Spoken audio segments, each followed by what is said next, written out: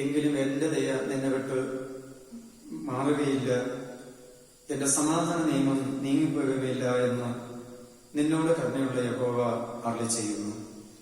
യഹോവയെ കണ്ടെത്താവുന്ന സമയത്ത് അവനെ അന്വേഷിപ്പീൻ, അവനടുത്തിരിക്കുമ്പോൾ അവനെ വിളിച്ചപേക്ഷിപ്പീൻ. പ്രാർത്ഥിക്കാൻ. സ്നേഹനിധിയായ ദൈവമേ, ദൈനംദിന ജീവിതത്തിൽ അങ്ങുമായുള്ള കൂട്ടായ്മ സ്ഥാപിച്ചുകൊണ്ട് നിരാശകളിൽ പ്രത്യാശയും അസമാധാനങ്ങളിൽ സമാധാനവും അസന്തുഷ്ടിയിൽ സന്തുഷ്ടിയും അനുഭവിക്കാൻ ഞങ്ങൾക്ക് നൽകിയിരിക്കുന്ന ഈ പ്രഭാത കൂട്ടായ്മയ്ക്കായി സ്തോത്രം പറയട്ടെ. ഒരാഴ്ച പ്രതിസന്ധി നിറഞ്ഞ ജീവിതാനുഭവങ്ങളിലും കരം പിടിച്ച് കരുതുകയും ഓരോ നാളും നന്മ നൽകി നടത്തുകയും ചെയ്ത അങ്ങയുടെ മുഖത്ത് നോക്കി സ്തോത്രം പറയുന്നു. അവിടുത്തെ മാറ്റമില്ലാത്ത ദയ നിന്നുപോയില്ല, മാറ്റമില്ലാത്ത കരുണ തീർന്നു പോകുകയുമില്ല. ആ ഉറപ്പോടും ധൈര്യത്തോടും തിരുമുമ്പാകെ ആരാധനയ്ക്കെത്തിരിക്കുന്ന എല്ലാവരുടെ മേലും, ഈ ശബ്ദം ശ്രദ്ധിക്കുന്ന ആരാധന അനുഭവിക്കുന്നവരുടെ മേലും കൃപ വരണമേ. ഓരോ നിമിഷവും ദൈവസാന്നിധ്യം കൊണ്ട് നിറച്ച് തിരുനാമം അകത്തുപെടുവാനും ആത്മനിറവ് അനുഭവിക്കാനും അവിടുന്ന് കൃപയോടെ പരിപാലിക്കുമാറാകണമെന്ന് പ്രാർത്ഥിക്കുന്നു. അടിയനെയും വിവിധ ഭാഗങ്ങളെടുക്കുന്ന എല്ലാ മക്കളുടെ മേലും കരുണ പകരണമേ. അവസാനത്തോളം പരിശുദ്ധാത്മാവിനാൽ നിറയ്ക്കണമേ. ക്രിസ്തുവിലൂടെ പ്രാർത്ഥിക്കുന്ന അപേക്ഷ കേൾക്കണമേ. ആമേൻ. ദൈവനാമ മഹത്വത്തിനും പുകഴ്ചയ്ക്കും സ്തുതിക്കുമായി ക്രിസ്തീയ ഗീതങ്ങളിൽ 96-ാമത്തെ ഗീതം പാടാം. 96-ാമത്തെ ഗീതം.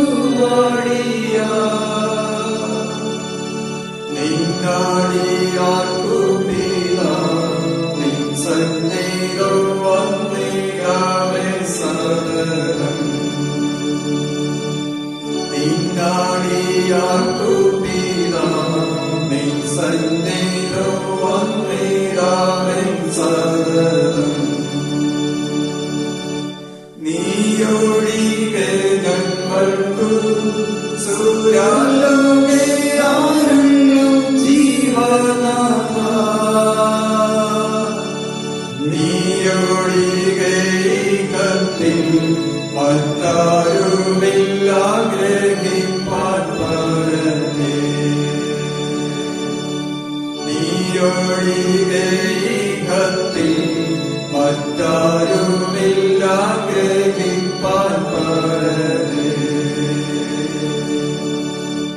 വന്ദനം യേശുപാര നിനക്കെന്നും വന്ദനം യേശുപാര. വന്ദനം ചെയ്യുന്നു നിന്നടിയാത്തിയും നാമത്തിനാദരവാ. വന്ദനം ചെയ്യുന്നു നിന്നടിയാത്തിയും നാമത്തിനാദരവാ.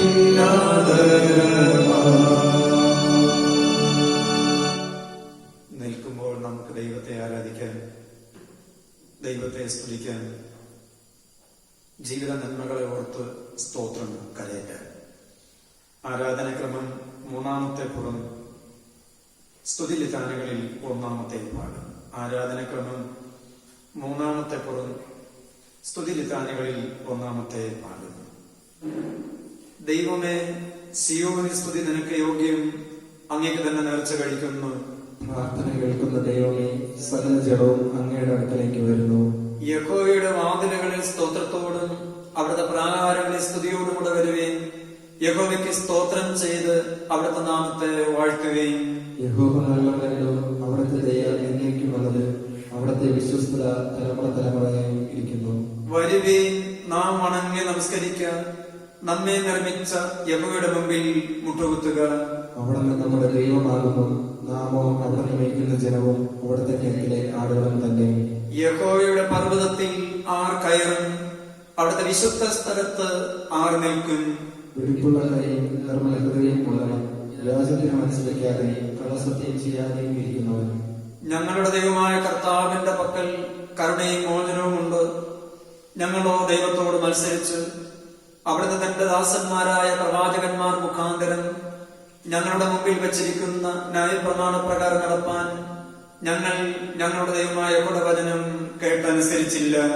ദൈവത്തിന്റെ ഹനനയാനങ്ങളിൽ തകർന്നിരിക്കുന്ന മനസ്സ്, തകർന്നും ഉറങ്ങിയിരിക്കുന്ന ഹൃദയത്തെ ദൈവമേ അങ്ങ് നിരസിക്കുകയില്ല.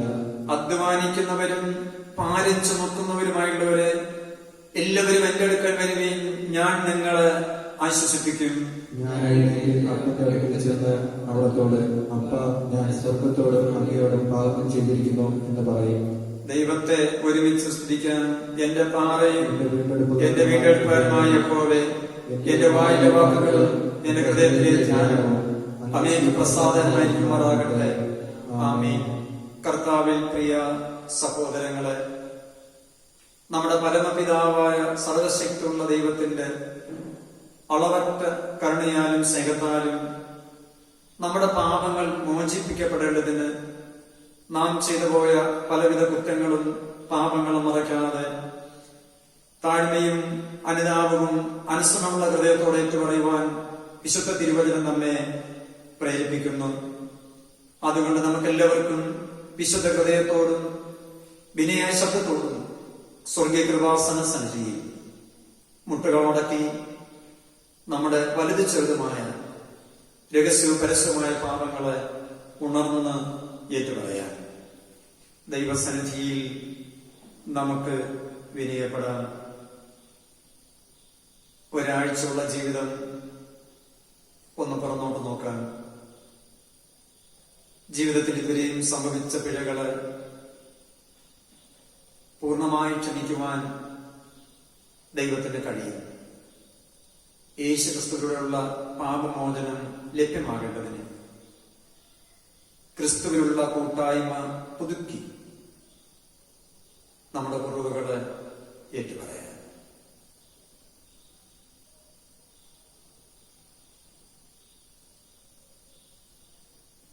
പാപസ്വീകാര പ്രാർത്ഥനയായി ആരാധനക്രമം 9ാമത്തെ പുറത്തിൽ അവസാനമായി കാണുന്ന പ്രാർത്ഥന ഒരുമിച്ച് അർപ്പിക്കാം.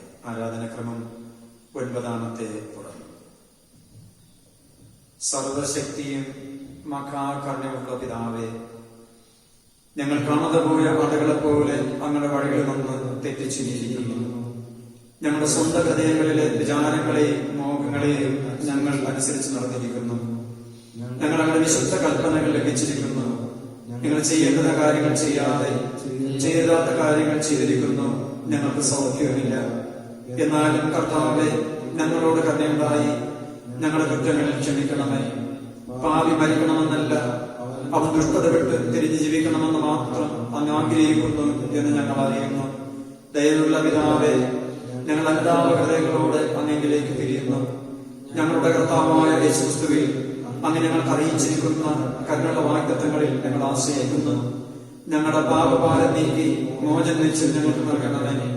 ഇനിമേൽ അങ്ങയുടെ പരിശുദ്ധ നാമത്തിന്റെ മഹത്വത്തിനായി ജീവന്റെ പുതുക്കത്തിൽ ഞങ്ങൾ അങ്ങെ സേവിക്കേണ്ടതിന് സഹായിക്കണമേ. അങ്ങയുടെ രക്ഷയുടെ സന്തോഷം ഞങ്ങൾക്ക് തരണമേ. ഞങ്ങളെ സ്നേഹിച്ച് ഞങ്ങൾക്ക് വേണ്ടി തന്നെ താൻ ഏൽപ്പിച്ചു കൊടുത്ത ഞങ്ങളുടെ കർത്താവായ യേശുക്രിസ്തു മൂലം ഇതെല്ലാം ഞങ്ങൾ യാചിക്കുന്നു. ആമേൻ. നാം പാപം സംബന്ധമായി മരിച്ചവരെന്നും ക്രിസ്തുയേശുവിൽ ദൈവത്തിന് ജീവിക്കുന്നവരെന്നും നിങ്ങളെ തന്നെ എണ്ണുവിൻ. ഞാൻ എന്റെ പ്രാണനെ മരണത്തിനൊഴുക്കി കളഞ്ഞുകൊണ്ട് അനേകരുടെ പാപം വഹിച്ചും അതിക്രമം മാറ്റും കളഞ്ഞിരിക്കുന്നു എന്ന് ദൈവത്തിന്റെ അരുളപ്പാട്. യേശുക്രിസ്തു മരിച്ചവൻ, മരിച്ചു തീർത്തെഴുന്നേറ്റവൻ തന്നെ ദൈവത്തിന്റെ വലത്ത് ഭാഗത്തിരിക്കുകയും നമുക്ക് വേണ്ടി പക്ഷപാതം ചെയ്യുകയും ചെയ്യുന്നു.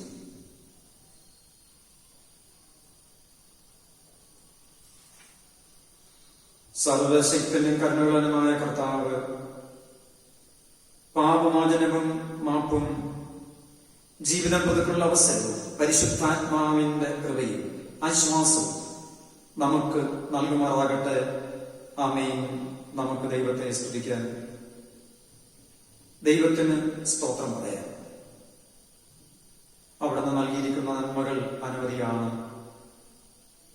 എണ്ണമറ്റ നന്മകള് അത്ഭുതകരമായി ഓർത്തുകൊണ്ട് നമ്മുടെ ജീവിതത്തെ സ്തോത്രമായി സമർപ്പിച്ച് അടയാളമായി ആരാധനക്രമം 14-ാമത്തെ പുറത്തിൽ അവസാനമായി കാണുന്ന പൊതുവിലുള്ള സ്തോത്രം ഒരുമിച്ചർപ്പിക്കാം. ആരാധനക്രമം 14-ാമത്തെ പുറത്ത്. സർവശക്തിയുള്ള ദൈവമേ, മഹാകരുണയുള്ള പിതാവേ, അങ്ങയുടെ അയോഗ്യദാസരായ ഞങ്ങളോടും സകല മനുഷ്യരോടും അങ്ങേക്കുള്ള സകല കരുതലുകൾക്കായും ആർദ്രതയ്ക്കായും ഞങ്ങൾ അങ്ങേക്ക് മഹാമനവും മനഃപൂർവ്വമായ സ്തോത്രം ചെയ്യുന്നു. ഞങ്ങളെ സൃഷ്ടിച്ചതിനും പരിപാലിക്കുന്നതിനും ഈ ആയുസ്സിലെ സകല അനുഗ്രഹങ്ങൾക്കായി എല്ലാറ്റിനും മേലായി ഞങ്ങളുടെ കർത്താവായ യേശുക്രിസ്തു മൂലം ലോകത്തെ വീണ്ടെടുത്ത വിലപിടിപ്പിക്കാത്ത സ്നേഹത്തിന് വേണ്ടി ഞങ്ങൾ അങ്ങയെ വാഴ്ത്തുന്നു. അങ്ങ് നൽകിയ കൃപാവഴികൾക്ക് വേണ്ടിയും മഹത്വത്തിന്റെ പ്രത്യാശയ്ക്ക് വേണ്ടിയും ഞങ്ങൾ അങ്ങയെ സ്തുതിക്കുന്നു.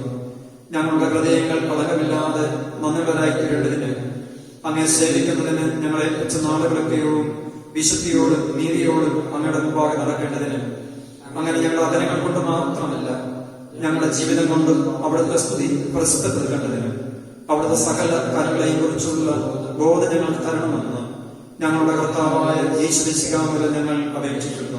പിതാവിനും പുത്രനും പരിശുദ്ധാത്മാവിനും സകല ബഹുമാനവും മഹത്വവും കാലാവസനം കൂടാതെ ഉണ്ടായിരിക്കണമേ. ആമേൻ. അനുദിന ജീവിതത്തിൽ കൂട്ടായ്മയിലൂടെ ആത്മബന്ധം പുതുക്കുവാൻ ഞങ്ങളെ ഒരുക്കുന്ന ദൈവമേ, അത്ഭുതകരമായ ഇടപെടലിലൂടെ ഞങ്ങളുടെ നിരാശ മാറ്റി, ഞങ്ങളുടെ സംശയത്തെ ദൂരീകരിച്ച്, ഞങ്ങളുടെ വേദനകൾക്ക് പരിഹാരം നൽകി ഞങ്ങളോടുകൂടെ സഞ്ചരിക്കുന്നതിനെ കാണാൻ ഞങ്ങളുടെ കണ്ണുകളെ തുറക്കുന്ന ദൈവത്തിന് നന്ദി. അത്ഭുത ദൃഷ്ടി പ്രകാശിപ്പിച്ച് നൽകുകയും അങ്ങയുടെ അത്ഭുതത്തെ കണ്ടുകൊണ്ട് അനേകരുടെ മുന്നിൽ സാക്ഷ്യമുള്ളവരായി ഉയർത്ത ക്രിസ്തുവിനെ സ്തുതിക്കുന്നവരായി തീരുമാനിക്കുകയും ചെയ്യണമേ. ആരാധനയിൽ തുറന്നുള്ള നിമിഷവും അവിടുത്തെ വിശ്വാസത്തിന്റെ പൂർണ്ണതയിൽ ഞങ്ങൾ നയിക്കണം. പിതാവിന്റെയും പുത്രന്റെയും പരിശുദ്ധാത്മാവിന്റെ നാമത്തിൽ തന്നെ. ആമേൻ. ക്രിസ്തീയ ഗീതങ്ങളിൽ 128-ാമത്തെ പാട്ട്. 128-ാമത്തെ പാട്ട്.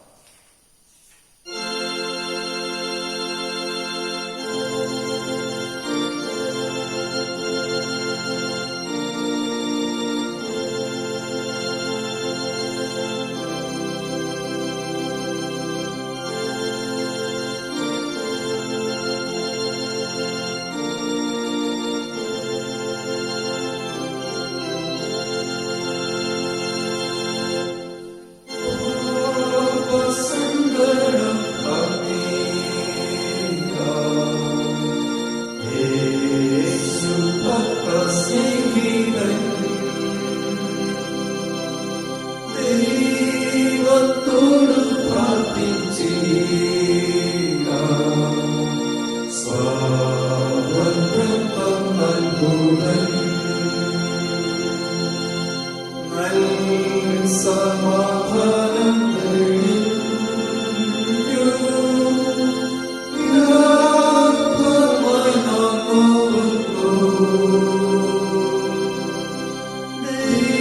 ദൈവത്തോട് പ്രാർത്ഥിക്കാൻ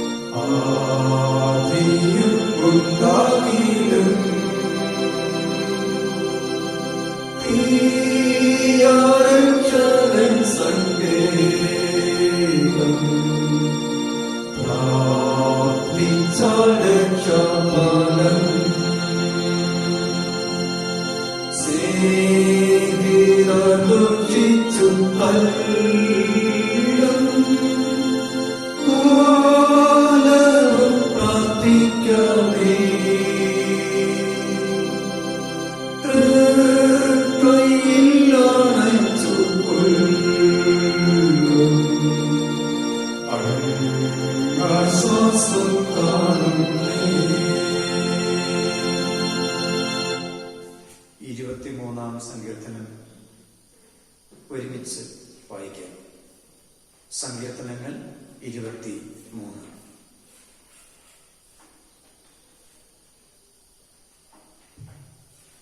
യഹോവ എന്റെ ഇടയനാകുന്നു, എനിക്ക് മുട്ടുണ്ടാകയില്ല.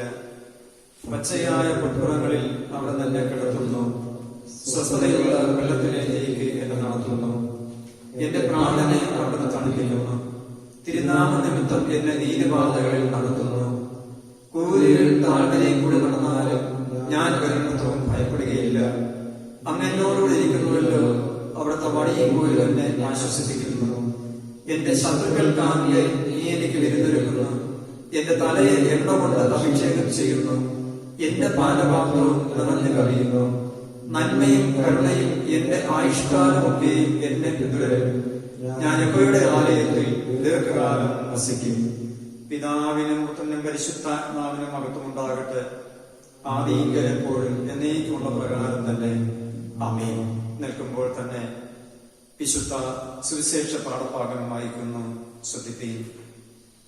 വിശുദ്ധ ലൂക്കോസ് എഴുതിയ സുവിശേഷം 24-ാം അധ്യായം 13 മുതൽ 33 വരെ. വിശുദ്ധ ലൂക്കോസ് എഴുതിയ സുവിശേഷം 24-ാം അധ്യായം 13 മുതൽ 33 വരെയുള്ള വിശുദ്ധ തിരുവെഴുത്ത്. അന്ന് തന്നെ അവര് രണ്ടുപേർ യെരുശലേമിൽ നിന്ന് 7 നാഴിക ദൂരമുള്ള എമ്മോസ് എന്ന ഗ്രാമത്തിലേക്ക് പോവുകയും ഈ സംഭവിച്ചതിനെ കുറിച്ചൊക്കെയും തമ്മിൽ സംസാരിച്ചുകൊണ്ടിരുന്നു. സംസാരിച്ചും തർക്കിച്ചും കൊണ്ടിരിക്കുമ്പോൾ യേശു താനും അടുത്തു ചെന്ന് അവരോട് ചേർന്ന് നടന്നു. യേശുവിനെ അറിയാതെ വണ്ണം അവിടെ കണ്ണ് നിരോധിച്ചിരുന്നു. യേശു അവരോട്, നിങ്ങൾ വഴി നടന്ന് തമ്മിൽ വാദിക്കുന്ന ഈ കാര്യം എന്ത് എന്ന് ചോദിച്ചു. അവർ വാടിയ മുഖത്തോടെ നിന്നു. ക്ലെയോപ്പാവ് എന്നു പേരുള്ളവൻ, യെരുശലേമിലെ പരദേശികളിൽ നീ മാത്രം ഈ നാളുകളിൽ അവിടെ സംഭവിച്ച കാര്യം അറിയാതിരിക്കുന്നുവോ എന്ന് ഉത്തരം പറഞ്ഞു.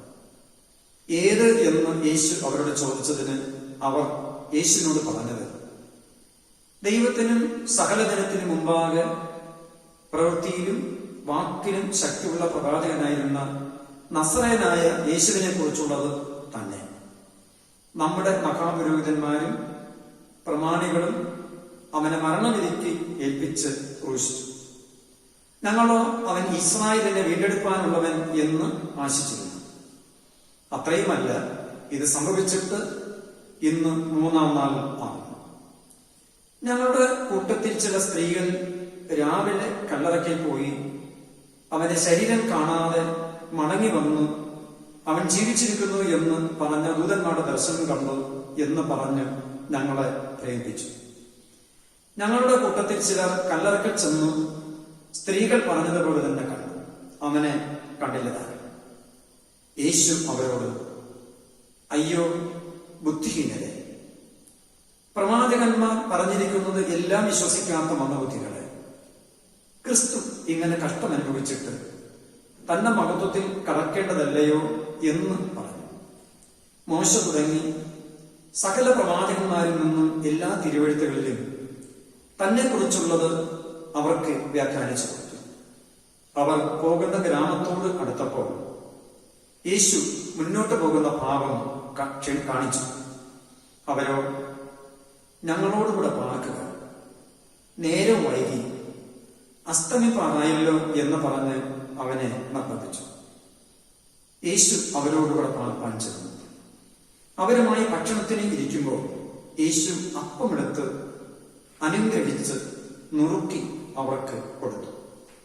ഉടനെ അവിടെ കണ്ണു തുറന്നു അവർ അവനെ അറിഞ്ഞു. അവൻ അവർക്ക് അപ്രത്യക്ഷനായി. അവൻ വഴിയിൽ നമ്മോട് സംസാരിച്ച് തിരുവെഴുത്തുകളെ തെളിയിക്കുമ്പോൾ നമ്മളുടെ ഹൃദയം നമ്മുടെ ഉള്ളിൽ കത്തിക്കൊണ്ടിരുന്നില്ലയോ എന്ന് അവർ തമ്മിൽ പറഞ്ഞു. അവൻ വഴിയിൽ നമ്മോട് സംസാരിച്ച് തിരുവെഴുത്തുകളെ തെളിയിക്കുമ്പോൾ നമ്മുടെ ഹൃദയം നമ്മുടെ ഉള്ളിൽ കത്തിക്കൊണ്ടിരുന്നില്ലയോ എന്ന് അവർ തമ്മിൽ പറഞ്ഞു.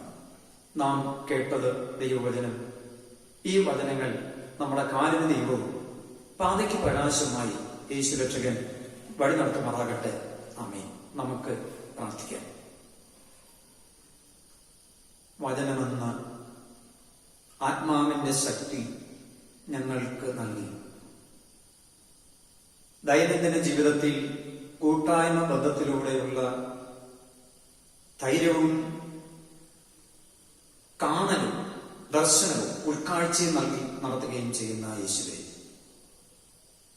കൂടെ വസിക്കുവാൻ ഉയർത്ത അങ്ങയുടെ സാന്നിധ്യം ഞങ്ങൾ ക്ഷണിക്കുന്നു. ദൈവവചനത്തിലൂടെ ഞങ്ങളോടൊത്ത് വസിക്കണമേ. അതിന് ഞങ്ങളുടെ ഹൃദയങ്ങള് തുറക്കണമേ. അങ്ങനെ കാണാൻ ഞങ്ങളുടെ കണ്ണുകള് തുറക്കണമേ. തൃത്വനാമത്തിൽ തന്നെ ആമേൻ. ഇരിക്കാൻ അനുഗ്രഹപൂർണമായ ഈ വിശുദ്ധ കൂട്ടായ്മയ്ക്കായി ദൈവത്തിന് സ്തോത്രം. സന്നിഹിതരായിരിക്കുന്ന പ്രിയമുള്ളവരെ, ഈ ശബ്ദം കേട്ട് ആരാധന അനുഭവിക്കുന്ന ദൈവമക്കള് എല്ലാവർക്കും ഉയർത്ത് കൂടെ വസിച്ച് ശക്തി പകരുന്ന യേശുക്രിസ്തുവിന്റെ സാന്നിധ്യം നേരുകയും പാദവന്ദനം അറിയിക്കുകയും ചെയ്യട്ടെ. ദൈനംദിന ജീവിതത്തിൽ ഉയർത്ത ക്രിസ്തുവിനോടൊത്തുള്ള കൂട്ടായ്മ ഇന്നത്തെ സുവിശേഷ പാഠഭാഗമായി ബന്ധപ്പെട്ട് നമുക്ക് ചുരുക്കം ചില ചിന്തകൾ പങ്കുവയ്ക്കാം. മനുഷ്യജീവിതം ദൈവത്തിന്റെ ദാനമാണ്. ദൈവത്തിന്റെ ദാനമായ മനുഷ്യജീവിതത്തെ കുറിച്ചുള്ള വീക്ഷണം വേദനയിൽ നിന്ന് സുഖാനുഭൂതിയിലേക്കും ഞെരുക്കങ്ങളിൽ നിന്ന് സമൃദ്ധിയിലേക്കുമുള്ള പ്രയാണമാകണം എന്നതാണ്. ആ പ്രയാണത്തെ കല്ലുകളിൽ തല്ലിത്തകർത്തും തീരങ്ങളിൽ നിൽക്കുന്ന വൃക്ഷങ്ങളെ കടപുഴകിക്കുകയും വേഗമൂടി പ്രയാണം അവസാനിപ്പിക്കാൻ ശ്രമിക്കുന്ന പുഴയ്ക്ക് സമാധാനമാണ് ജീവിത സങ്കല്പങ്ങൾ. ഒരു ബുദ്ധിമുട്ടുമില്ലാത്ത ഒരു ജീവിത സാഹചര്യമാണ് നമ്മൾ എല്ലാവരും എപ്പോഴും ആഗ്രഹിക്കാറുള്ളത്. സഫലമാകുന്ന ജീവിത പ്രമാണത്തിന് പിന്നിൽ വിങ്ങി വിറങ്ങലടിക്കുന്ന ജീവിത അനുഭവം യാഥാർത്ഥ്യമാണ് എന്ന തിരിച്ചറിവ് ഇന്ന് ആധുനിക തലമുറയ്ക്ക് നഷ്ടപ്പെട്ടിരിക്കുന്നു എന്നതും ഒരു യാഥാർത്ഥ്യമാണ്. സുരക്ഷിതത്വവും പ്രശ്നരഹിതവുമായ സാഹചര്യം, ഇത് നമ്മൾ ആഗ്രഹിക്കുന്ന സർവ്വസാധാരണമായ ഒന്നാണ്. യെരുശലേമിൽ ശിഷ്യർ പീഡനം അനുഭവിക്കുമ്പോൾ 7 നാഴിക വിദൂരതയുള്ള സുരക്ഷിത ഗ്രാമം തേടി ഓടുന്ന 2 ശിഷ്യരെയാണ് സുവിശേഷ ഭാഗത്തിൽ പ്രതിപാദിച്ചിരിക്കുക. ഈ സമയം ജീവിതയാത്രയിൽ സഹയാത്രികനും ദൈനംദിന ജീവിതത്തിൽ കൂട്ടാളിയും വൈഷമ്യതയിൽ ആശ്വാസപ്രദനുമായ ക്രിസ്തുവിന്റെ സാന്നിധ്യം അവർക്ക് താങ്ങും തണലുമായി മാറും. ഉയർത്ത ക്രിസ്തുവായിട്ടുള്ള കൂട്ടായ്മയുടെ സാങ്കത്യം എന്തൊക്കെയാണ് എന്ന് ഓർക്കാൻ. ഒന്ന്, അനുദിന ജീവിതത്തിൽ അഥവാ ദൈനംദിന ജീവിതത്തിൽ ക്രിസ്തുവിനെ തിരിച്ചറിയുന്ന കൂട്ടായ്മ. അനുദിന ജീവിതത്തിൽ ക്രിസ്തുവിനെ തിരിച്ചറിയുന്ന കൂട്ടായ്മ. യേശുക്രിസ്തു ഉയർത്ത ദിവസം തന്നെ 2 ശിഷ്യന്മാർ യെരൂശലേമിൽ നിന്ന് എമ്മൗസിലേക്ക് പോവുകയായിരുന്നു. യെരൂശലേമിൽ ഇനിയും നിൽക്കുന്നത് ആപത്താണ്. ഇത് അവർക്ക് മനസ്സിലായി. അതുകൊണ്ടാണ് 7 നാഴിക പടിഞ്ഞാറുള്ള എമ്മോസ് എന്ന ഗ്രാമത്തിലേക്ക് അവർ യാത്ര ചെയ്യുന്നത്. യെരൂശലേമിൽ പീഡനമുണ്ട്, ഭയമുണ്ട്, ജീവന് ഭീഷണിയുണ്ട്. അതിൽ നിന്ന് ഒളിച്ചോടി രക്ഷപ്പെടാൻ പോകുന്ന സ്ഥലം എമ്മോസാണ്. എമ്മോസ് കുരിശ് യുദ്ധക്കാരുടെ അവശിഷ്ട ഭൂമിയാണ്. അഥവാ കുരിശ് യുദ്ധക്കാരുടെ പള്ളിയുടെ അവശിഷ്ടമാണ് എമ്മോസ് എന്ന് പറയുന്ന സ്ഥലം. അവിടത്തേക്ക് ഒളിച്ചോടാനുള്ള വ്യഗ്രതയാണ് ഈ 2 ശിഷ്യരും കാണിക്കുക. നമുക്കറിയാം, പടയെ പേടിച്ച് പന്തളത്ത് പോയാൽ ചൂട്ടും കെട്ടിപ്പട അഥവാ പന്തം കൊളുത്തി പട എന്ന് പറയുന്നത് പോലെ, മറ്റൊരു വിധത്തിൽ പറഞ്ഞാൽ കൂരിന്മേൽ കുരു എന്ന് നമ്മൾ പറയുന്നത് പോലെ, യെരൂശലേമിലെ ഭീതി കൊണ്ട്, വധഭീഷണി കൊണ്ട് രക്ഷപ്പെടാൻ ഓടിയെത്തുന്ന സങ്കേതമെന്ന് പറയുന്നത് എമ്മോസാണ്. സുരക്ഷിതമില്ലാത്ത സ്ഥലത്താണ്. പലപ്പോഴും ക്രിസ്തീയ സമൂഹത്തിന് സംഭവിക്കുന്ന സർവ്വസാധാരണമായ ഒരു അനുഭവമാണ് ഇത്തരത്തിലുള്ള അനുഭവങ്ങൾ. പ്രതിസന്ധികൾ ഉണ്ട്, എന്നാൽ കരുതലിന്റെ കരവും കൂടെയുണ്ടെന്ന ദർശനം നഷ്ടപ്പെട്ടു പോകുന്നു. ഈ ദർശനം നഷ്ടപ്പെട്ടിരിക്കുന്നിടത്ത് ജനങ്ങൾ വഷളത്വം പ്രവർത്തിക്കുകയും ചെയ്യും. ചൈനീസ് ഭാഷയിൽ പ്രതിസന്ധി എന്ന വാക്കിന് മുകളിലും താഴെയും 2 വാക്കുകൾ ചേർന്നിരിക്കുന്നു. മുകളിലത്തുള്ള വാക്കിന് അപകടം എന്നും മറ്റേതിന് അവസരം എന്നുമാണ് അർത്ഥം. മുകളിലുള്ള വാക്കിന് അപകടമെന്നും മറ്റേതിന് അവസരമെന്നുമാണ് അതിന്റെ അർത്ഥം. നമ്മളിത് മനസ്സിലാക്കണം. പ്രതിസന്ധികളിൽ അപകടം പതിയിരിക്കുന്നു, സത്യമാണ്. എങ്കിലും പ്രതിസന്ധികളെ ഭേദിച്ച് പ്രയാണം ചെയ്യാൻ അവസരമുണ്ട് എന്നത് ആ പ്രതിസന്ധിയിൽ നിന്ന് കണ്ടെത്താൻ കഴിയുന്ന മുത്തുകളായി മാറും. നമുക്കറിയാം, ആഴക്കടലിൽ മുത്തുകളുണ്ട്. അത് കണ്ടുപിടിക്കുക എളുപ്പമല്ല. ഒരു പ്രാവശ്യം മുങ്ങി തപ്പി നോക്കി മുത്ത് കിട്ടിയില്ല എന്ന് പറഞ്ഞ അവിടെ മുത്തില്ല എന്ന് പറയുന്നത് പോലെയാണ്. പ്രതിസന്ധികളിൽ ഓടി ഒളിക്കുകയല്ല, മറിച്ച് അതിൽ ദൈവികമാകുന്ന അവസരങ്ങളുണ്ട്. ഈ അവസരത്തെ കാണാൻ നമുക്ക് കഴിയണം. അതാണ് അനുദിന ജീവിതത്തിലെ കൂട്ടായ്മയുടെ പ്രത്യേകത. ഇത് നമ്മൾ ഓർക്കുക. ഇവിടെ 2 പേരുടെ യാത്രയിൽ യെരൂശലേമിലെ പീഡനവും യേശുവിന്റെ ക്രൂശുമരണവും ഉദ്ധാരണവുമാണ് അവിടെ സംസാര വിഷയം. ഇത് മനസ്സിലാക്കി യേശു ശാന്തമായി അവരോട് ചേർന്ന് 3ാമതൊരുവനായി യാത്ര തിരിച്ചു. എന്നാൽ യേശുവിനെ അവർക്ക് തിരിച്ചറിയാൻ കഴിഞ്ഞില്ല. കൂടെ നടന്നിട്ടും യേശുവിനെ മനസ്സിലാക്കാൻ സാധിച്ചില്ല. നമുക്കറിയാം, യേശുവിന്റെ അസാന്നിധ്യമല്ല, മറിച്ച് കൂടെ യേശു ഉണ്ട്. യേശുവിനെ കാണാൻ കഴിയണം. എവിടെയാണോ നാം നമ്മെ തന്നെ അടച്ചിടാൻ ആഗ്രഹിക്കുന്നത്, അവിടെയാണ് നമ്മുടെ എമോസ്. എവിടെയാണോ നാം നമ്മെ തന്നെ അടച്ചിടാൻ ആഗ്രഹിക്കുന്നത് അവിടെയാണ് നമ്മുടെ എമോസ്. കൂടെ യാത്ര ചെയ്യുന്ന, നമ്മുടെ സംശയങ്ങളെ ദൂരീകരിച്ചു തരുന്ന യേശുവിനെ കാണാൻ നമുക്ക് കഴിയണം. നമുക്കറിയാം, പകലിൽ മേഘസ്തംഭമായും രാത്രിയിൽ അഗ്നിസ്തംഭമായും തന്റെ ജനത്തെ വഴി നടത്തിയ ദൈവമാണ് നമ്മുടെ ദൈവം. പുറപ്പാട് പുസ്തകം 40-ാം അധ്യായം 34 മുതൽ നമുക്കതറിയാം. എന്തുകൊണ്ട് ഒരുപക്ഷെ ശിഷ്യർക്ക് അത് തിരിച്ചറിയാൻ കഴിഞ്ഞില്ല? ഒരുപക്ഷെ ക്രിസ്തുവിന്റെ അഭാവം മൂലം അനുഭവിച്ച ദുഃഖത്തിന്റെ തീവ്രത കാരണം അവിടെ കണ്ണുകൾ മങ്ങിപ്പോയത് കൊണ്ടായിരിക്കാം. അല്ലെങ്കിൽ യേശുവിനെ തിരിച്ചറിയാതെ വണ്ണം അവിടെ കണ്ണുകൾ കെട്ടപ്പെട്ടതോ ആയിരിക്കാം. എന്തായാലും കൂടെ വസിക്കാൻ അഥവാ ക്രിസ്തുവിൽ കാത്തിരുന്ന മെസ്സിഹായെ ദർശിക്കാൻ കഴിയുമ്പോഴാണ് വിശ്വാസത്തിന്റെ പൂർത്തീകരണം ഉണ്ടാകുന്നത് എന്ന് നമ്മൾ ഓർക്കണം. എമോസിലൂടെ നടക്കുന്ന ഇവർ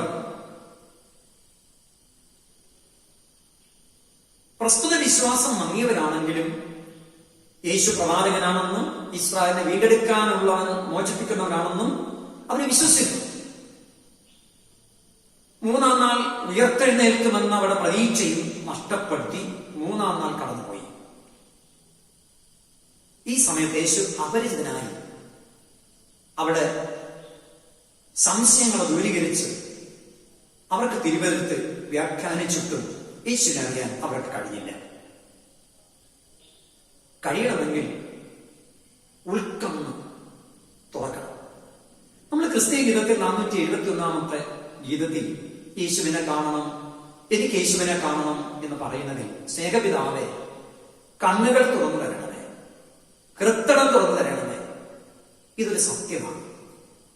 ആത്മീക കണ്ണ്, ഉൾക്കണ്ണ്, ഹൃത്തടം തുറന്നാൽ മാത്രമേ കൂടെ വസിക്കുന്ന നമ്മുടെ പ്രതിസന്ധികളിൽ നന്മ നൽകുന്ന യേശുവിനെ തിരിച്ചറിയാൻ കഴിയുകയുള്ളൂ. അവരെ സംബന്ധിച്ചിടത്തോളം യേശു ശാന്തമായ അപ്പം വാഴ്ത്തു നൽകുമ്പോഴാണ് യേശുവിനെ തിരിച്ചറിയുന്നത്. അതിന് കാരണമുണ്ട്. യഹൂദന്മാർ ഭക്ഷണം കഴിക്കുമ്പോൾ ഒരപ്പം എടുത്ത് മാറ്റിവെക്കുന്നത് പതിവാണ്. അത് തങ്ങൾ പ്രതീക്ഷിക്കുന്ന മെസ്സിഹായ്ക്ക് വേണ്ടിയുള്ളതും മെസ്സിഹയാൽ നുറക്കപ്പെടേണ്ടതുമാണ്. അതുകൊണ്ട് അവർ ഒരപ്പം മാറ്റിവെക്കും. യേശു ഈ അപ്പം നുറുക്കി നൽകുമ്പോൾ തങ്ങളോട് കൂടെയുള്ള ദൈവത്തിന്റെ സാന്നിധ്യം തിരിച്ചറിയുവാൻ അവർക്ക് കഴിയും. ക്രിസ്തുവായിട്ടുള്ള കൂട്ടായ്മ അർത്ഥവത്താകുന്നത് യേശുവിനെ തിരിച്ചറിയുമ്പോഴാണ്. അതുവരെ നമുക്ക് യേശു അപരിചിതൻ തന്നെ. അതുകൊണ്ട് ആത്മാർത്ഥമായ കൂട്ടായ്മയിലൂടെ യേശുവിനെ തിരിച്ചറിയാം. രണ്ടാമത്, ദൈനംദിന ജീവിതത്തിൽ പ്രതീക്ഷ നൽകുന്ന കൂട്ടായ്മ. ദൈനംദിന ജീവിതത്തിൽ പ്രതീക്ഷ നൽകുന്ന കൂട്ടായ്മ. ക്രിസ്തുവിന്റെ ക്രൂശുമരണം ശിഷ്യരിൽ തികഞ്ഞ നിരാശ ഉളവാക്കി. എങ്കിലും യേശു ഉയർത്തും എന്ന പ്രതീക്ഷ അവരിൽ തീർച്ചയായും ഉണ്ടായിരുന്നു. എന്നാൽ ഇന്ന് ആ പ്രതീക്ഷയ്ക്ക് മന്നം ഭവിക്കത്തക്ക വിധത്തിൽ ശരീരം പോലും അവിടെ കാണാനില്ല. കല്ലറ ഒഴിഞ്ഞിരിക്കുന്നു. ഇത് കഠിനമായ നിരാശയ്ക്ക് മുഖാന്തരമായി. ഇത്തരം നിരാശയുടെ പശ്ചാത്തലത്തിൽ കാര്യങ്ങളെ യഥാസ്ഥിതി മനസ്സിലാക്കുക വളരെ ബുദ്ധിമുട്ടാണ്.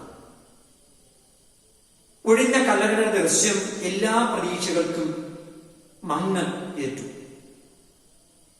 നിരാശയുടെ മൂർധന്യാവസ്ഥയിൽ നിന്നുണ്ടാകുന്ന 3 വികാരങ്ങളുണ്ട്. നമുക്കറിയാം. ഒന്ന്, വാക്കുകളിൽ നേറുന്ന ദുഃഖം. വാക്കുകൾ കറക്റ്റായിട്ട് പറയാൻ കഴിയാതെ അതിൽ ഉണ്ടാകുന്ന ദുഃഖം.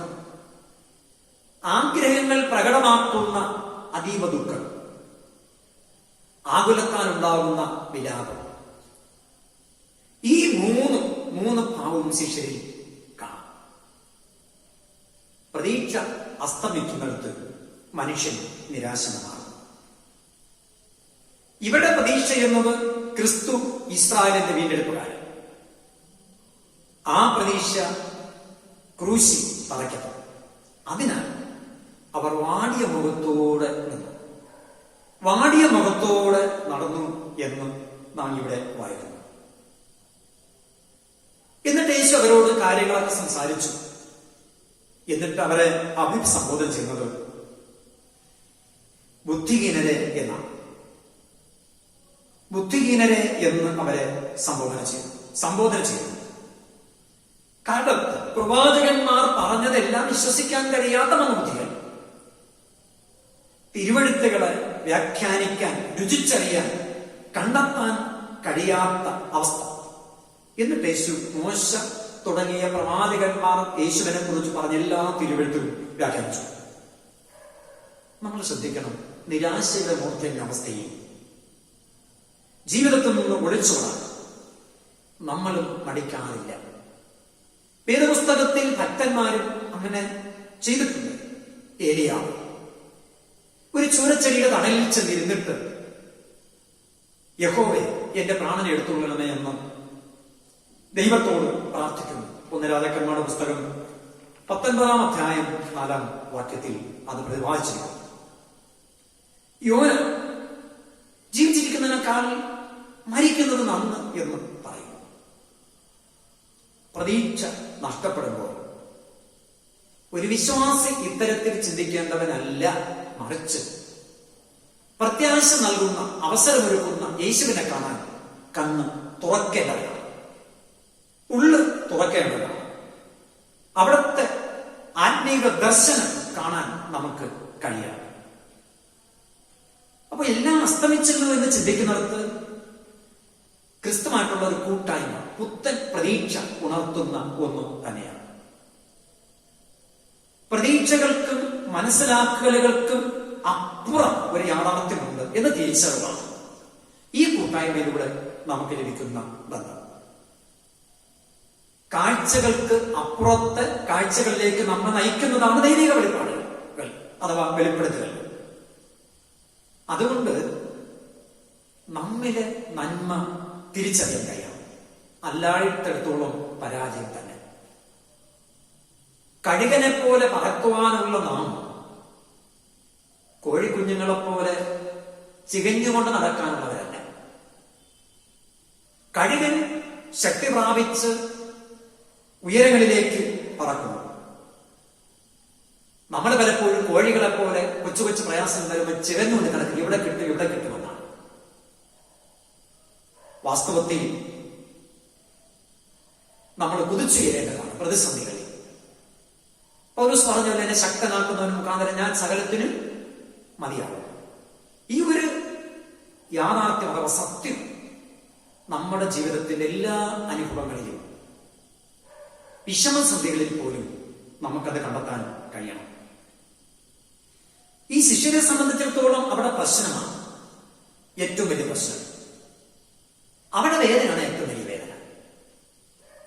എന്നാൽ ഈ വേദന നടുവിൽ യേശുമായിട്ടുള്ള കൂട്ടായ്മയുടെ നിമിഷങ്ങൾ എത്ര സാന്ത്വനമാണ്, എത്ര ആശ്വാസമാണ്, എത്ര ആനന്ദകരമാണ്. അതുകൊണ്ട് നിരാശയിൽ തളർന്നു പോകാതെ ക്രിസ്തീയ കൂട്ടായ്മയിലൂടെ പ്രതീക്ഷ കണ്ടെത്താൻ നമുക്ക് കഴിയണം. അവസാനമായി ദൈനംദിന ജീവിതത്തിൽ ക്രിസ്തുവിനെ ക്ഷണിക്കുന്ന കൂട്ടായ്മ. ദൈനംദിന ജീവിതത്തിൽ ക്രിസ്തുവിനെ ക്ഷണിക്കുന്ന കൂട്ടായ്മ. എമ്മൂസ് വരെ എത്തി യേശു മെല്ലെ മുന്നോട്ട് പോകാനുള്ള ഒരു ഭാവം കാണിച്ചു. ശിഷ്യർ പറഞ്ഞു, നേരം വൈകി, അതിനാൽ ഞങ്ങളോട് പാർക്കുക. അന്ന് അതിഥികളെ സ്വീകരിക്കുന്നത് ഒരു നല്ല കാര്യമായി ആ ജനം കരുതിയിരുന്നു. അപരിചിതരെ കാലുകൾ കഴുകി ഭവനത്തിൽ സ്വീകരിച്ച് ഭക്ഷണം കൊടുക്കണമെന്നത് ന്യായപ്രമാണം അനുശാസിക്കുന്ന സത്യവുമാണ്. അതവർ അപ്പടി അംഗീകരിക്കുകയായിരുന്നു. ജീവിതത്തിന്റെ പരിവരുത്ത അനുഭവങ്ങളിലും ഈ അപരിചിതനെ കൂട്ടായ്മയിലേക്ക് അവർ ക്ഷണിച്ചു. അതിനവർക്ക് കഴിഞ്ഞു. ഒരുപക്ഷെ വെച്ച് തിരുവഴുത്ത് വ്യാഖ്യാനിക്കുമ്പോൾ അപരിചിതർക്ക് നൽകേണ്ട ദിവ്യത്വമാകാം അതിന് പ്രേരിപ്പിച്ചത്. വേദനയിൽ നിറമങ്ങി നിരാശയിൽ കുതിക്കുമ്പോൾ വീണ്ടും വർണ്ണ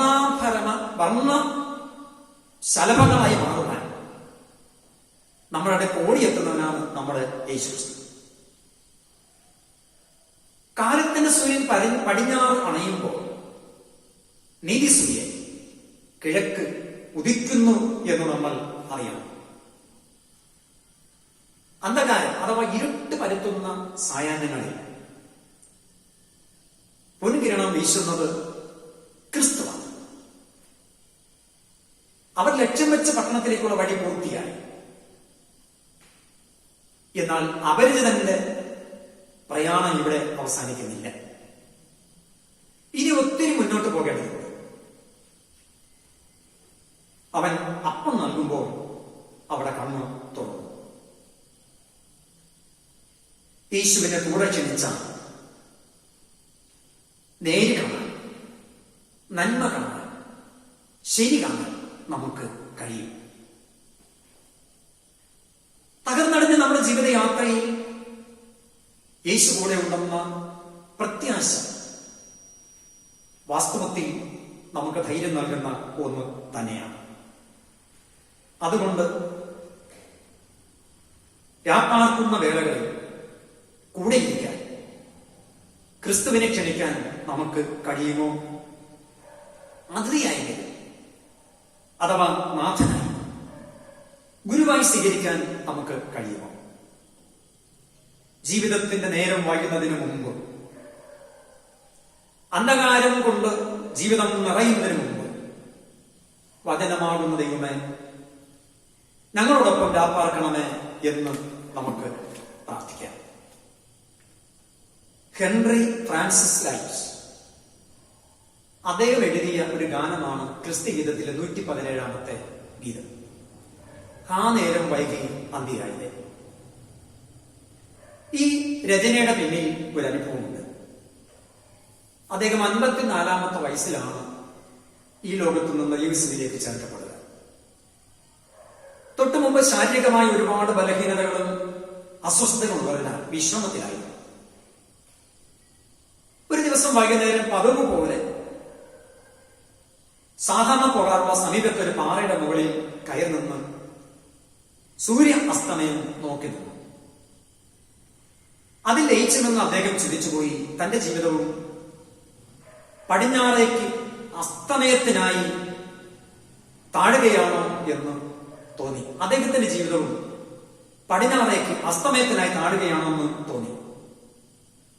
ആ സമയം മഹത്വകരമായ ഒരു അത്ഭുത പ്രകാശം അദ്ദേഹത്തിൽ നടന്നു. ഉടൻ തന്നെ അദ്ദേഹത്തിന്റെ ചിന്ത വിശുദ്ധ ലൂക്കോസ് 24 അധ്യായം 29 വാക്യത്തിൽ ശ്രദ്ധ കേന്ദ്രീകരിച്ചു.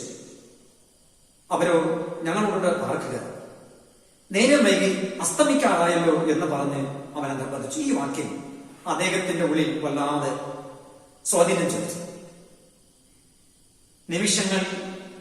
ആ നിമിഷങ്ങളൊരു പ്രചോദനമായി. ഫ്രാൻസിസ് ലൈറ്റ് അച്ഛന്റെ പേനത്തുമ്പിൽ നിന്നും അനശ്വര വരികൾ എഴുതി. അതിന് ബഹുമാന്യനായ മോശവത്സരൻ ശാസ്ത്രിയാരാണ് മലയാളത്തിൽ വിവർത്തനം ചെയ്ത് ഇങ്ങനെ പാടുന്നത്.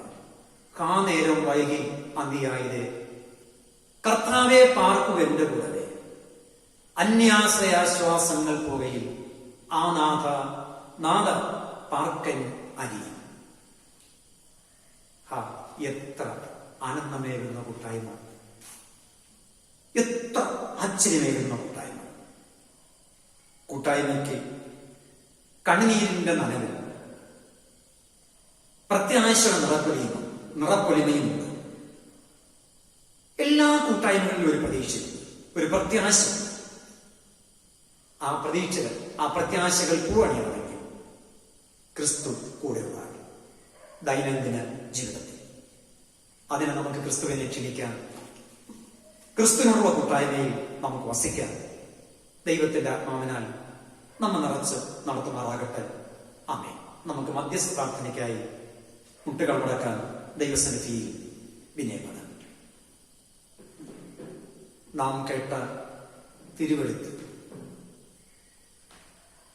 ജീവിതത്തിന് ഒരു പ്രകാശമാണ് തീരുവാൻ. പ്രതീക്ഷയുടെ പുത്തൻ ഉണർവുകൾ ലഭ്യമാക്കുവാൻ കർത്താവ് സഹായിക്കേണ്ടതിന് അപേക്ഷിക്കാൻ. ഒപ്പം നമ്മുടെ സഭയിലെ എല്ലാ മക്കളെയും, എല്ലാ കുടുംബങ്ങളെയും ഒരുപക്ഷെ വേദനിക്കുന്ന, നാളെ എന്ത് എന്ന് ചിന്തിക്കുന്ന, വ്യാകുലത അനുഭവിക്കുന്ന, രോഗത്താൽ ഭാരപ്പെടുന്ന എല്ലാ വ്യക്തിത്വങ്ങളെയും ഓർക്കാൻ. രോഗികൾക്ക് പൂർണ്ണ സാന്ത്വനം ദൈവം നൽകേണ്ടതിനും ആശ്രിതർക്ക് ആലംബമായി മാറേണ്ടതിനും ദൈവം സഹായിക്കണമേ എന്ന് പ്രാർത്ഥിക്കാം. വിദേശങ്ങളിൽ അധ്വാനങ്ങളിലായിരിക്കുന്ന, ഭയം കൊണ്ട് നിറഞ്ഞിരിക്കുന്ന കുടുംബങ്ങളെ, വ്യക്തികളെ ഓർക്കാം. രാജ്യസഭനത്തിലായിരിക്കുന്ന നമ്മുടെ പ്രിയമുള്ള സഹോദരങ്ങളെ ഓർക്കാം. ഈ നാളുകളിൽ അനുഭവിക്കുന്ന കോവിഡ് എന്ന രോഗബന്ധനത്തെ ദൈവം പൂർണ്ണമായി തുടച്ചു മാറ്റേണ്ടതിന് ഇന്ത്യ എല്ലാ സംസ്ഥാനങ്ങളിലും, ലോകത്തിന്റെ എല്ലാ രാഷ്ട്രങ്ങളും എന്നേക്കുമായി അതിനെ തുടച്ചു മാറ്റേണ്ടതിന് സ്വർഗത്തിലെ ദൈവമേ ഇടപെടണമേ എന്ന് പ്രാർത്ഥിക്കാൻ. യേശു ജീവിക്കുന്നു. പാപത്തെ ക്ഷമിച്ച്, രോഗത്തെ വഹിച്ച് ആശ്വാസം നൽകുവാൻ യേശു ജീവിക്കുന്നു. ആ യേശുവിന്റെ പെണ്ണുമുഖത്ത് നോക്കി നമുക്ക് പ്രാർത്ഥിക്കാം. യേശു ജീവിക്കുന്നു, യേശു ജീവിക്കുന്നു, പാപിക്കായി രോഗിക്കായി ആശ്വാസം നശിച്ചോർക്കാൻ എൻ പ്രിയൻ യേശു ജീവിക്കുന്നു. പാപിക്കായി രോഗിക്കായി ആശ്വാസം നശിച്ചോർക്കാൻ എൻ പ്രിയൻ യേശു ജീവിക്കുന്നു. കണ്ണുനീർ വാഴിത്താര അലഞ്ഞിടുമ്പോ കണ്ണുനീർ കാണുവാൻ ആരുമില്ലാതെ, കണ്ണുനീർ വാഴിത്താര അലഞ്ഞിടുമ്പോ കണ്ണുനീർ കാണുവാൻ ആരുമില്ലാതെ, കരയുന്ന നേരത്തും അരികിൽ വന്നു നിന്റെ കണ്ണുനീർ തുടയ്ക്കുന്നു, ജീവിക്കുന്നു. കരയുന്ന നേരത്തും അരികിൽ വന്നു നിന്റെ കണ്ണുനീർ തുടയ്ക്കുന്നു, ജീവിക്കുന്നു. എൻ യേശു ജീവിക്കുന്നു. യേശു ജീവിക്കുന്നു. പാപിക്കായി രോഗിക്കായി ആശ്വാസം നശിച്ചോർക്കായി എൻ പ്രിയൻ യേശു ജീവിക്കുന്നു. പാപിക്കായി രോഗിക്കായി ആശ്വാസം നശിച്ചോർക്കായി എൻ പ്രിയൻ യേശു ജീവിക്കുന്നു. പാപിക്കായി രോഗിക്കായി ആശ്വാസം നശിച്ചോർക്കായി എൻ പ്രിയൻ യേശു ജീവിക്കുന്നു. ഞങ്ങളുടെ നിരാശപ്പെടുന്ന അനുഭവങ്ങളിലും സംശയം കൊണ്ട് നേറിപ്പുകയുന്ന വേലകളിലും ഭയപ്പാട് കൊണ്ട് സങ്കേതങ്ങളിലേക്ക് ഒളിച്ചോടുമ്പോൾ ഞങ്ങളുടെ ചാരത്തെത്തി ഞങ്ങൾക്ക് ധൈര്യം നൽകി. അങ്ങയെ കാണാൻ, കൂട്ടായ്മയിലൂടെ നന്മ കാണാൻ, അവിടുത്തെ പദ്ധതി കാണാൻ ഹൃദയ കണ്ണുകളെ തുറക്കുന്ന ക്രിസ്തുവെ, അത്യന്തപരമായ അവിടുത്തെ അത്ഭുത ശക്തി കൊണ്ട് എമ്മോസിലേക്ക് പോയ അവിടുത്തെ ശിക്ഷയെ കരുതുകയും സംശയങ്ങൾ ദൂരീകരിച്ച് പ്രകാശത്തിന്റെ സാക്ഷ്യമുള്ളതാക്കി തീർക്കുവാൻ അവിടെ നിന്നും ഇടയുണ്ടാക്കുകയും ചെയ്തതിനായി സ്തോത്രം.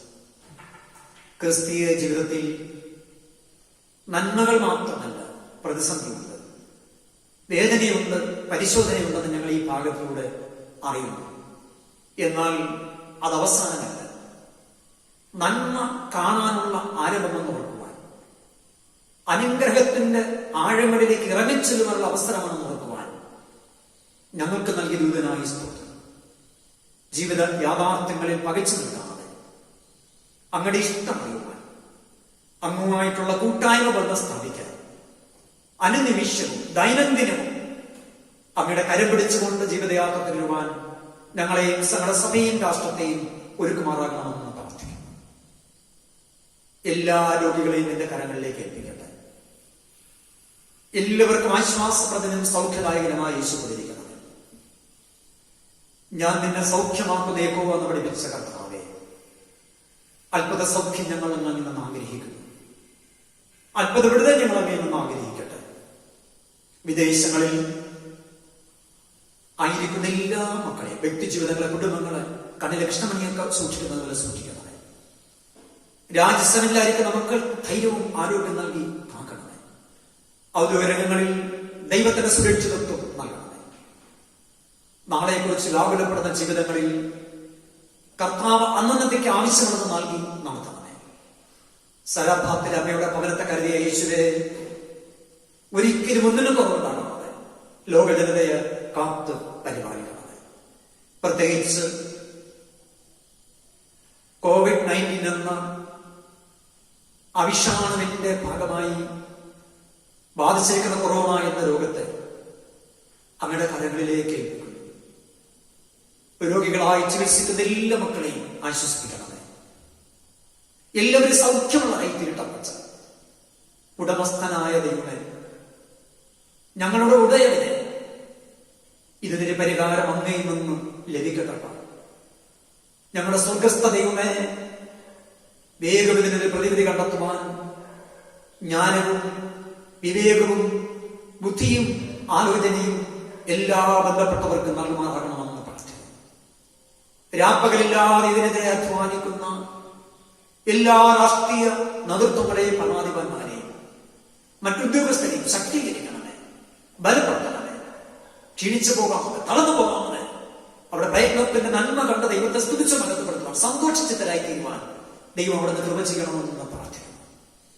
ലോക ജനതയെ അവിടുന്ന് കരുതണം. പ്രത്യേകിച്ച് ഇന്ത്യക്കായി പ്രാർത്ഥിക്കുന്നു. പ്രധാനമന്ത്രി ഓർക്കുന്നു, എല്ലാ സംസ്ഥാനങ്ങളെയും ഓർക്കട്ടെ, എല്ലാ ജില്ലകളെയും ഓർക്കുന്നു, സംസ്ഥാനത്തിലെ എല്ലാ ഭരണാധിപന്മാരെയും, എല്ലാ പ്രിയമുള്ളവരെയും കരുതിക്കൊള്ളുന്നതാണ്. ഞങ്ങളുടെ കേരളത്തിനായി പ്രത്യേകിച്ച് പ്രാർത്ഥിക്കുന്നു. ദൈവത്തിന്റെ കൃപ കൊണ്ട് എല്ലാ മക്കളെയും നിറച്ച് ദൈവത്തിന്റെ സാന്നിധ്യം കൊണ്ട് നയിച്ച് സംരക്ഷിക്കണമേ അമ്മ. ഞങ്ങളുടെ ദേശത്തിനായി പ്രാർത്ഥിക്കട്ടെ. എല്ലാ മക്കളെയും യേശുവിന്റെ രക്തം കൊണ്ട് മുദ്രയിട്ട് കാത്ത് സൂക്ഷിക്കണമേ. ഞങ്ങൾക്ക് ഒരുമിച്ച് ആരാധിക്കുമ്പോൾ വഴിവേഗം നൽകണമേ. ഈ ആരാധനയിലൂടെ എല്ലാ മക്കളും ധന്യത കണ്ടെത്താൻ, അനുഗ്രഹിതരായി തീരുവാൻ, ആത്മനിർഭരായി തീരുവാൻ സഹായിക്കണമേ. കുറവുകളെ ക്ഷമിക്കണം. വരുന്ന വിശുദ്ധ ദിവസവും ഞങ്ങൾക്ക് ദാനം നൽകണമേ. അങ്ങയെ കാണാൻ, അങ്ങയിൽ നിന്ന് ഞങ്ങളുടെ സംശയങ്ങൾ ദൂരീകരിക്കാൻ, ആത്മീക കണ്ണ് തുറക്കാൻ, നേര് കാണാൻ, നന്മ കാണാൻ, അനുദിനവും അങ്ങുമായിട്ടുള്ള കൂട്ടായ്മ നിലനിൽക്കാൻ ഞങ്ങൾക്ക് പ്രാർത്ഥിക്കണമേ. ഞങ്ങളെ അനുദിനവും നയിച്ച് ആത്മനിറവ് കൊണ്ട് കൂട്ടായ്മ ബന്ധത്തിൽ നിലനിർത്തുന്ന ക്രിസ്തുവേശുവിടെ പ്രാർത്ഥിക്കുന്നു. പ്രാർത്ഥന കേൾക്കുമാറാകണം നല്ല പിതാവേ, ആമേൻ. ഒരുമിച്ച് പ്രാർത്ഥിക്കാൻ. സ്വർഗസ്ഥനായ ഞങ്ങളുടെ നല്ല പിതാവേ, തിരുനാമം വിശുദ്ധീകരിക്കപ്പെടണമേ. തിരുരാജ്യം വരണമേ. തിരു ഇഷ്ടം സ്വർഗത്തിലെ പോലെ ഭൂമിയിലുമാകണമേ. ഞങ്ങൾക്ക് ആവശ്യമുള്ള ആഹാരം ഇന്ന് തരണമേ. ഞങ്ങളുടെ കടക്കാരോട് ഞങ്ങൾ ക്ഷമിച്ചിരിക്കുന്നത് പോലെ ഞങ്ങളുടെ പാപകടങ്ങളെ ഞങ്ങളോട് ക്ഷമിക്കണമേ. ഞങ്ങളെ പരീക്ഷ കടത്താതെ ദുഷ്ടനിൽ നിന്നും വിധിക്കണമേ. രാജ്യവും ശക്തിയും മഹത്വം എന്നേക്കും അങ്ങനെയുള്ളതാകുമല്ലോ. ആമേൻ. സമാധാനത്തോടും വിശ്വാസത്തോടും ധൈര്യത്തോടും ആശീർവാദം അനുഭവിപ്പേ. സമാധാനത്തോടെ ലോകത്തിലേക്ക് പോകുകയും തീയതിനവർക്ക് നല്ലതിനെ മുറുകെ പിടിക്കുകയും ഉത്കരിപ്പില്ലാത്തവരെ ധൈര്യപ്പെടുത്തുകയും ബലഹീനതയെ താങ്ങുകയും പിതാപുത്ര പരിശുദ്ധാത്മാവാം ത്രിയേക ദൈവത്തിന്റെ അത്ഭുത സാന്നിധ്യം ദൈവമക്കൾ നമ്മുടെ എല്ലാവരോടും ലോകജനതയോടും എന്നേക്കുണ്ടായിരിക്കുമാറാകട്ടെ. ആമേൻ.